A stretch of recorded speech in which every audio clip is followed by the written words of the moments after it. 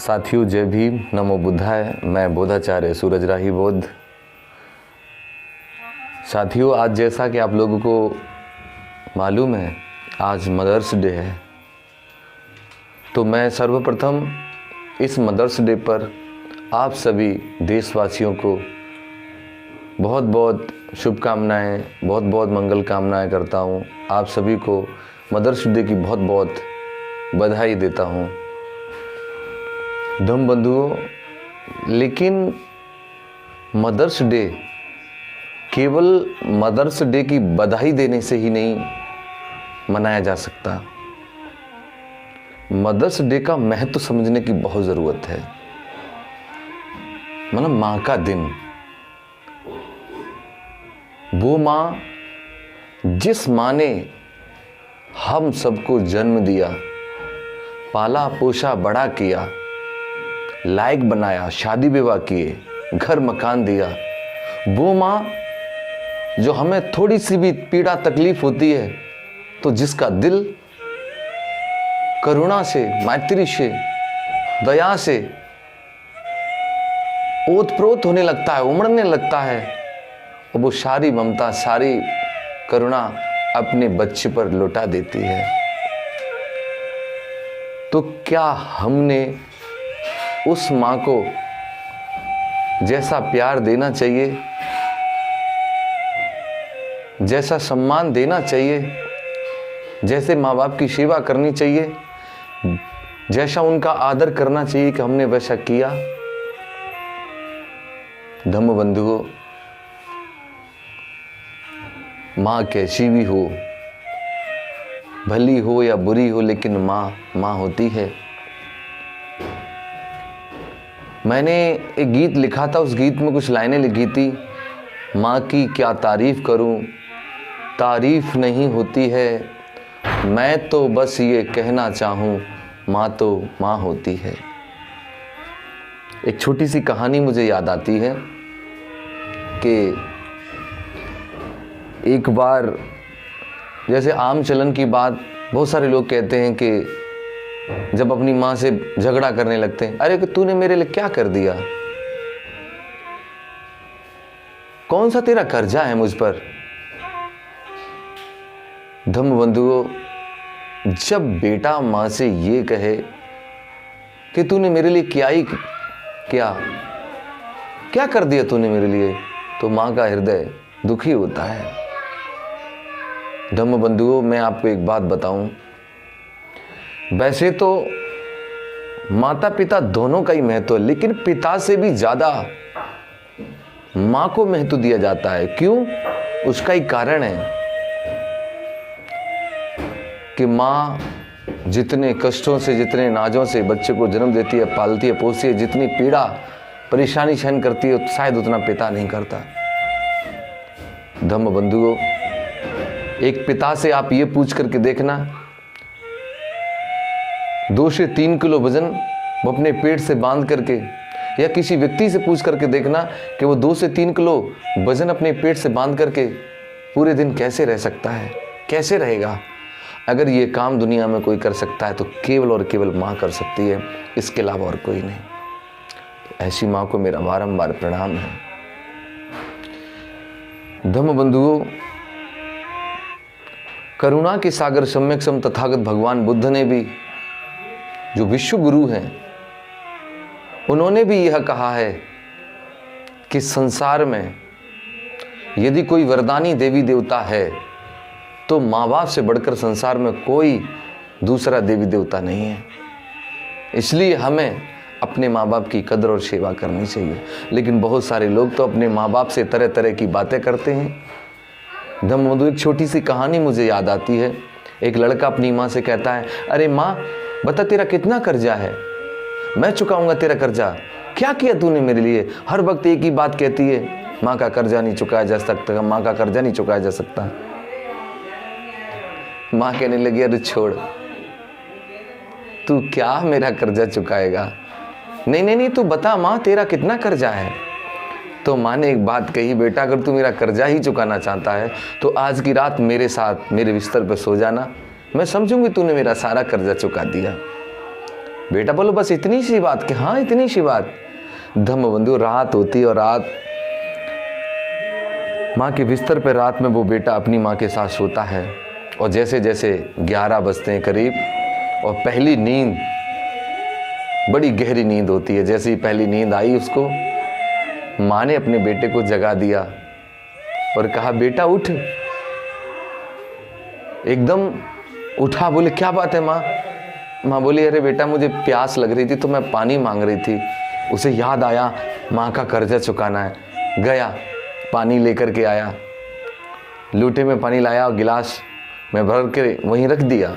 माँ ने कहा तू सो जा मैं पी लूँगी।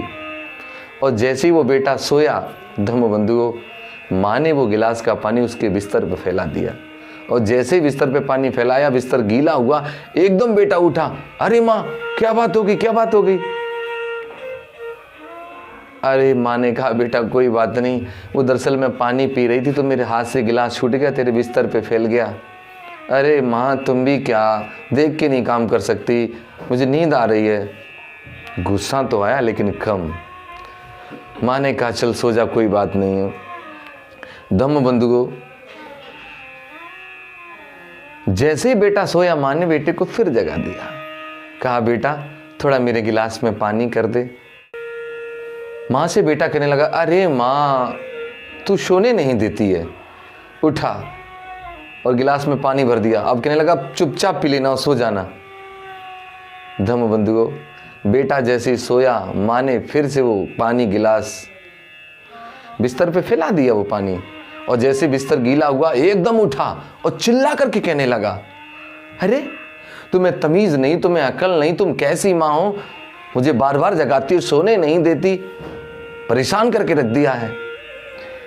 इतना सुन करके माँ की आंखों में आंसू छलक आए। माँ कहने लगी, चिल्लाने लगा, होने लगा परेशान, अरे तू तो कह रहा था कि मैं अपनी माँ का कर्जा चुकाऊंगा। अरे पगले अभी तो आधी रात नहीं बीती है और तू परेशान होने लगा। मुझे पूछ करके देख, तू तो अभी 2-4 बार ही जगा है, लेकिन मैं तो तेरे लिए पूरी पूरी रात जगती थी। दूसरा, तेरा बिस्तर तो अभी मात्र पानी से गीला हुआ है, लेकिन मेरा बिस्तर तो तू अपनी लैट्रिन और पेशाब से गीला करता था। मुझे पूरी पूरी रात हो जाती थी तेरी सफाई करते हुए, लेकिन मैं तुझ पे कभी नहीं चिल्लाई, मैंने कभी तुझ पे गुस्सा नहीं किया, लेकिन तू आज चिल्लाने लगा, परेशान होने लगा। तू तो कह रहा था मैं माँ का कर्जा चुकाऊंगा। धम्मबंधुओं, बेटा बहुत ही निराश और मायूस हो गया। वास्तव में ये बात बिल्कुल हकीकत है कि कोई व्यक्ति या कोशिश करे कि माँ बाप के एहसान को, माँ बाप के कर्जे को कोई चुकाए, तो ये बात इम्पॉसिबल है। माँ के एहसान, माँ की करुणा, माँ की ममता कोई भी इंसान पृथ्वी पर चुका नहीं सकता। इसलिए तो भगवान बुद्ध ने कहा माँ बाप दुनिया में सबसे बढ़कर हैं। तो हमें अपने माँ बाप की कद्र करनी चाहिए, हमें अपने माँ बाप की इज्जत करनी चाहिए।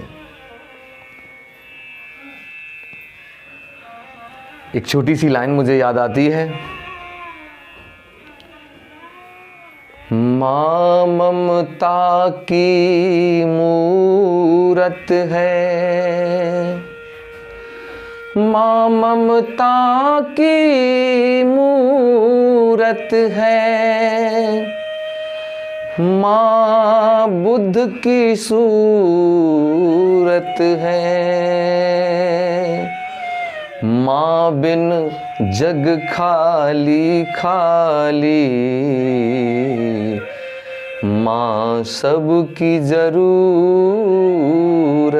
है। याद करो, जिस घर में माँ नहीं होती वह घर घर नहीं, शमशान की तरह नजर आता है। और माँ बाप की, अगर माँ बाप के बारे में जिक्र करना है कि माँ बाप की वैल्यू क्या होती है, तो कभी उन लोगों को जाकर के पूछ करके देखो जिनके माँ बाप बचपन में ही उन्हें छोड़ करके चले गए, जो बेचारे माँ कहने को तरस गए, जिन्होंने अपनी माँ को अपनी आंखों से नहीं देखा। वो बताएंगे आपको माँ की वैल्यू क्या होती है। लेकिन तुम्हें तो माँ मिली, लेकिन माँ मिलने के बाद भी आपने उस माँ की देखभाल नहीं की, माँ की कदर नहीं की। धम्म बंधुओं, एक माता पिता थे, उनका एक इकलौता बेटा था, शहर में रहते थे। शहर में लगा मेला, वो माँ बाप अपने बच्चे को लेकर के, बच्चे की उम्र होगी 4-5 साल की, बच्चे को लेकर के मेला दिखाने के लिए गए। माँ बाप अपनी उंगली पकड़ा करके भारी भीड़ के उस मेले में अपने बेटे को मेला दिखा रहे हैं। अचानक हुआ क्या धम्म प्रेमियों, बेटे का हाथ यानी बेटी की उंगली माँ बाप के हाथों से छूट गई और बेटा भारी भीड़ में गुम हो गया। जब गुम हो गया, जब बेटा खो गया, तो वो दोनों माता पिता बिलखने लगे, रोने लगे। और उसकी माँ तो रो रो करके पागल हो रही थी, सर पटक रही थी, हाय मेरा बेटा, हाय मेरा बेटा, मेरा बेटा कहाँ चला गया। धम्म बंधुओं, काफी ढूंढा लेकिन बेटा नहीं मिला। 4 से 5 घंटे गुजर गए लगभग, पुलिस को भी सूचना दे दी गई। तब कहीं जाकर के पुलिस ने वो बेटे को ढूंढ निकाला और ला करके माता पिता को दिया। तो वो माँ ने अपने बेटे को कलेजे से लगा लिया, हृदय से लगा लिया, बहुत चुमा, बहुत प्यार किया। हाय मेरा बेटा कहाँ चला गया था मुझे छोड़ करके। तब वह पिता मेले से बाहर आया अपनी पत्नी को लेकर और बेटे को लेकर के, एक सरकारी बस में बैठ जाता है और वो बस धीरे धीरे करके शहर को छोड़ करके गांव देहात की ओर जाने लगती है। तो पत्नी ने सवाल किया अपने पति से, हम कहाँ जा रहे हैं। पति ने कहा कि हम अपने गांव जा रहे हैं। पत्नी ने कहा गांव? गांव क्यों जा रहे हैं, हम तो शहर में रहते हैं।